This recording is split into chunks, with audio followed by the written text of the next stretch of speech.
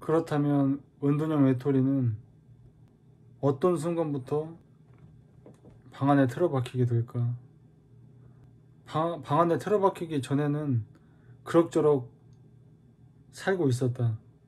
부모의 기대에 맞춰서 살려고도 노력하고 다른 사람들과 똑같이 잘 살려고 노력도 한다. 근데 어느 순간 어떤 계기로 인해서 방 안에 은둔하게 되는 것이다. 분명히 어떤 계기가 있다.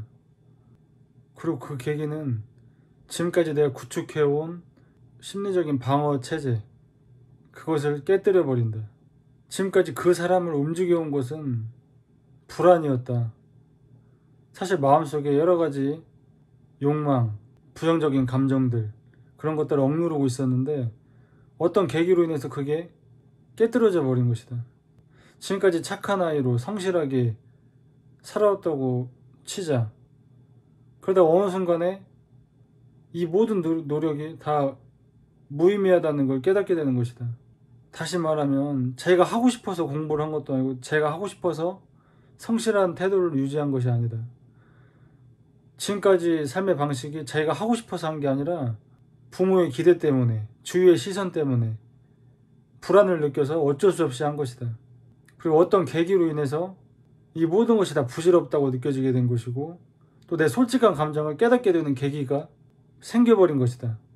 예를 들면 부모에 대한 증오심을 숨기고 있었는데 어떤 계기로 해서 부모에 대한 증오심을 깨달은 것이다. 하지만 그렇다고 해서 이 증오심을 표현하기도 어려운 것이 내가 의존하고 있는 대상이고 사랑받고 싶어하는 대상이고 나를 보호해주는 대상이기 때문에 마냥 증오심을 표출할 수도 없다. 그냥 이런 딜레마, 이런 갈등이 결국 우울증에 빠지게 되고 방 안에 틀어박히게 되는 원인이 될 수도 있는 것이다.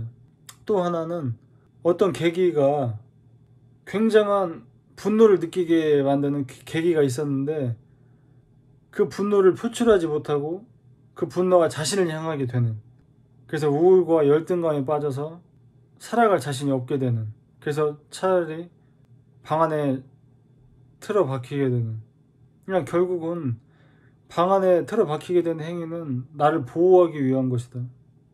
세상으로부터 날 보호하기 위해서.